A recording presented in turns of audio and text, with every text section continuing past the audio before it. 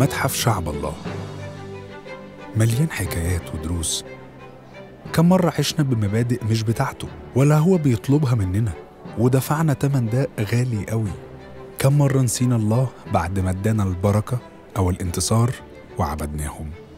وأنا النهاردة هنا عشان أتعلم وأشوف إيه اللي وقع فيه أجدادنا وإحنا ممكن ما نقعش فيه. سفر القضاة مليان حكايات وعبر، اللي يقراه كويس هيتعلم منه كتير. وأنا النهاردة عايز أركز على قصة جدعون والأفود الذهبي. الأفود الذهبي اللي عمله كان القاضي المحارب جدعون، عمله من حلقان وذهب الإسماعيليين، آخر الشعوب اللي انتصر عليها جدعون في الحروب اللي قادوا فيها الله لتحرير شعبه. محدش يعرف ليه جدعون عمل الأفود ده، بس الأفود ده عامة هو جزء من لبس الكاهن، فاحتمال إن اللي كان يقصده جدعون هو إنه يدي الكرامة لله لما يعمل التمثال ده بعد الرحلة والانتصارات اللي قادوا فيها الله.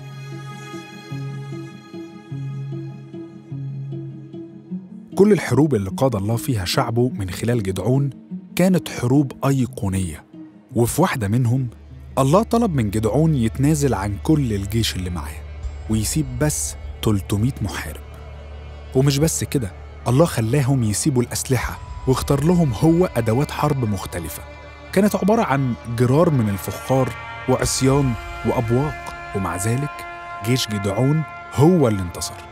واللي حصل ده كان رسالة مهمة من الله لشعبه، كان بيقول لهم فيها إن الحروب والتحديات ممكن تعدوا منها مش بعددكم الكبير ولا بأسلحتكم القوية، لكن بوجودي معاكم.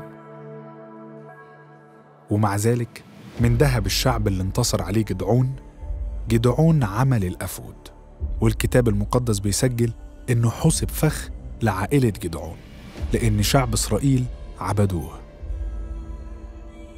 الكتاب بيقول وزن كل إسرائيل وراءه هناك. ومش بس كده، ده بعد موت جدعون رجعوا لعبادة البعليم كأن الله ما عملش حاجة معاهم.